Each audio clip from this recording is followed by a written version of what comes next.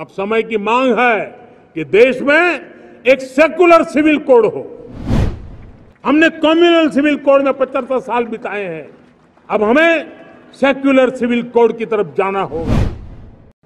मेरे प्यारे देशवासियों, हमारे देश में सुप्रीम कोर्ट ने बार बार यूनिफॉर्म सिविल कोड को लेकर जो चर्चा की है, अनेक बार आदेश दिए हैं, क्योंकि देश का एक बहुत बड़ा वर्ग मानता है और उसमें सच्चाई भी है कि जिस सिविल कोड को हम लेकर के जी रहे हैं, वो सिविल कोड सचमुच में तो एक प्रकार का कम्युनल सिविल कोड है, भेदभाव करने वाला सिविल कोड है।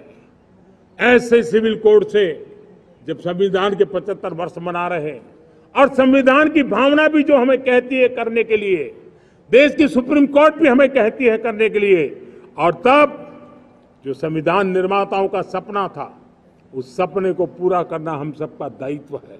और मैं मानता हूं इस गंभीर विषय पर देश में चर्चा हो, व्यापक चर्चा हो, हर कोई अपने विचारों को लेकर के आए और उन कानूनों को, जो कानून धर्म के आधार पर देश को बांटते, जो ऊंच नीच का कारण बन जाते हैं, ऐसे कानूनों को आधुनिक समाज में कोई स्थान नहीं हो सकता है।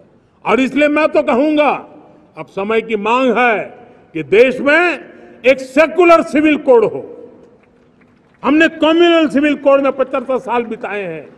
अब हमें सेक्युलर सिविल कोड की तरफ जाना होगा और तब जाकर के देश में धर्म के आधार पर जो भेदभाव हो रहे हैं, सामान्य नागरिक को जो दूरी महसूस होती है, उससे हमें मुक्ति मिलेगी। साथियों, विकसित भारत 2047 इस सिर्फ भाषण के शब्द नहीं है, इसके पीछे कठोर परिश्रम चल रहा है। देश के कोटि कोटि जनों के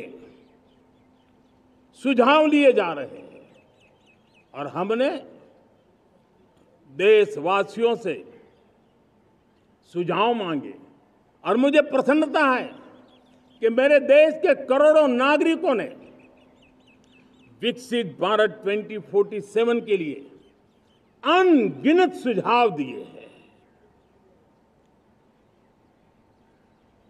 हर देशवासी का सपना उसमें प्रतिबिंबित हो रहा है, हर देशवासी का संकल्प उसमें झलकता है। युवा हो, बुजुर्ग हो, गांव के लोग हो, शहर के लोग हो, किसान हो, कामदार हो, दलित हो, आदिवासी हो, पहाड़ों में रहने वाले लोग, शहरों में रहने वाले लोग हैं, हर किसी ने 2047 में जब देश आजादी का 100 साल मनाएगा, तब तक विकसित भारत के लिए अनमोल सुझाव दिए हैं। और मैं जब इन सुझावों को देखता था, मेरा मन प्रसन्न हो रहा था। उन्होंने क्या लिखा?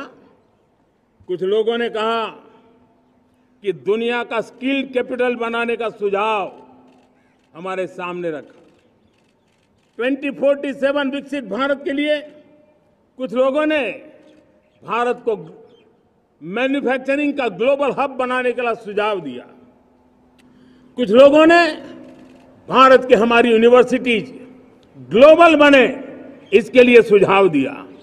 कुछ लोगों ने यह भी कहा कि क्या आजादी के इतने सालों के बाद हमारा मीडिया ग्लोबल नहीं होना चाहिए। कुछ लोगों ने यह भी कहा कि हमारा स्किल्ड युवा विश्व की पहली पसंद बनना चाहिए। कुछ लोगों ने सुझाव दिया भारत को जल्द से जल्द जीवन के हर क्षेत्र में आत्मनिर्भर बनना चाहिए।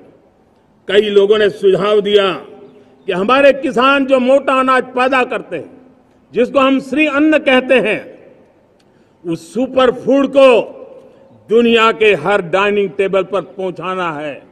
हमें विश्व के पोषण को भी बल देना है और भारत के छोटे किसानों को भी मजबूती देनी है। कई लोगों ने सुझाव दिया कि देश में स्थानीय स्वराज की संस्थाओं से लेकर के अनेक इकाइयां हैं, उन सब में गवर्नेंस के रिफॉर्म की बहुत जरूरत है। कई लोगों ने लिखा कि न्याय के अंदर जो विलंब हो रहा है उसके प्रति चिंता जाहिर की और यह भी कहा कि हमारे देश में न्याय व्यवस्था में रिफॉर्म की। पैनोरमा ग्रुप, जो सोचता है वो करता है। ये लो मुंह मीठा करो, आज मैंने अपना जॉब छोड़ दिया, अब हम पूर्णिया वापस जाएंगे। जॉब छोड़ दिया है?